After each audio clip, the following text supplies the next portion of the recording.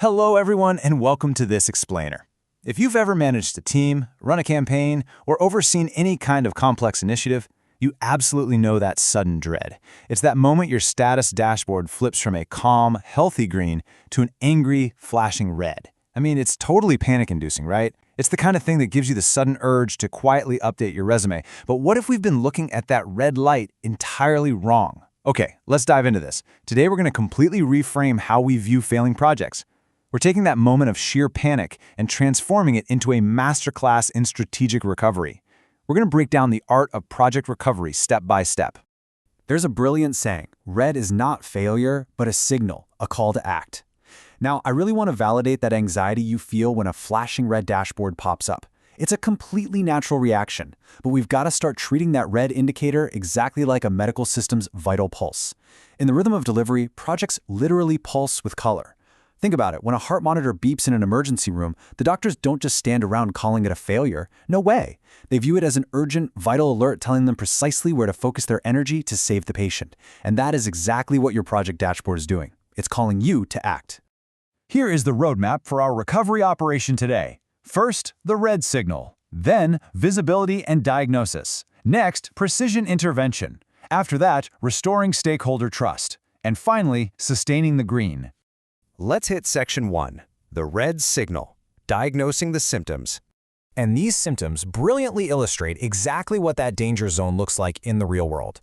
Notice these converging risks. Your schedules are slipping out of control, costs are rising unexpectedly, and those absolutely critical milestones are just coming and going without being met. It physically hurts to look at, doesn't it? These are the painful symptoms of a failing project. But remember our new mindset. This red flag isn't a grade on your performance, it's a mirror. It is an objective mirror showing you exactly where your attention has to sharpen, right this very second. The risks are converging, which means your focus must converge right along with them. Moving on to section 2, visibility and diagnosis, cutting through the noise. I absolutely love the profound truth in this statement. A red project is silent only when leaders fail to listen. So what does that actually mean in practice? Well, it means technique number 1 is all about visibility. Dashboards have got to speak to you in real time. Automated alerts and stakeholder notifications must actually reach the right eyes. So often projects fail simply because the warning signs just drown in everyday corporate noise. If your project goes completely off the rails and it somehow surprises you, that means visibility was broken. You have to ensure your alerts cut through the noise so you can actually listen to what the project is trying to tell you. Once you're finally listening, technique 2 kicks in, diagnosis. This is an incredibly effective 3-step methodology. Step 1, ask why. Step 2, ask why again. And step 3, break the chain of assumptions. You literally cannot afford to just treat surface-level symptoms here. You've got to dig down into the root cause. If a milestone was missed, well, why? Was it a resource issue? Okay, but why was there a resource issue? Pull the team together, maybe use a fishbone diagram, and pull the whole problem apart. Red only turns back to green when those root causes are dragged completely into the light of day, rather than staying hidden behind assumptions and guesswork. Which brings us to section 3, precision intervention, the operation. Now, what's really interesting about this mindset shift is the stark contrast between two totally different ways of thinking about our work. The old mindset, it dictates that a project is a rigid machine, a fragile clockwork where if just one single gear breaks, the whole thing is ruined. But look at the new mindset. A project is adaptive. It's a living, breathing organism that actually responds to change. Technique 3 is all about intervention, and it requires us as leaders to pivot with extreme precision. You can't stubbornly stick to a broken plan. You absolutely have to adapt.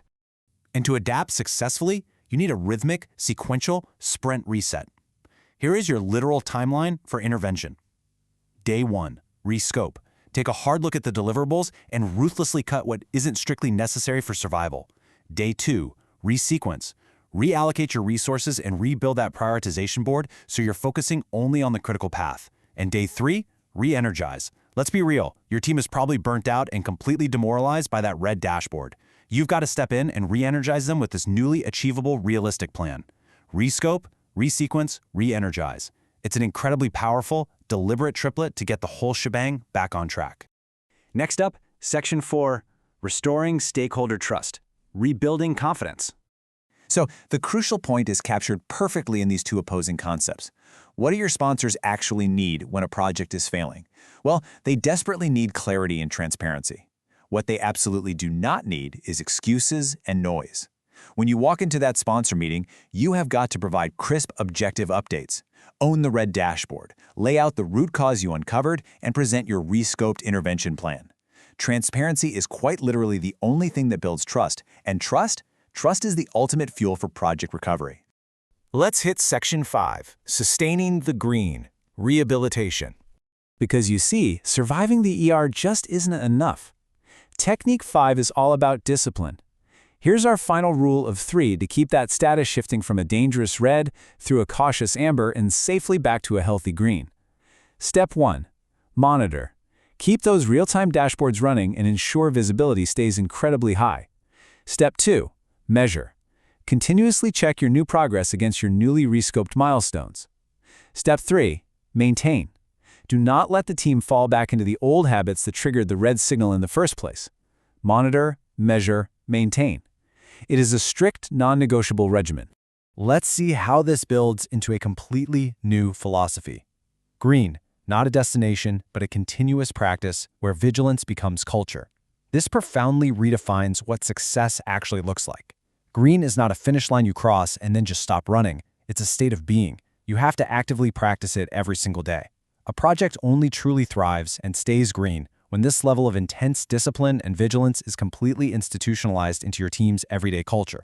I want to leave you with a powerful question to reflect on. Is your red project a warning or a promise? As we've learned today, red is simply a warning. It's a signal calling you to act. But green? Green is a promise. And that promise is only kept when you and your teams have the courage to notice the symptoms, the discipline to act with precision intervention, and the willingness to completely transform your culture. Thanks for joining me for this explainer. Now go out there and turn those dashboards green.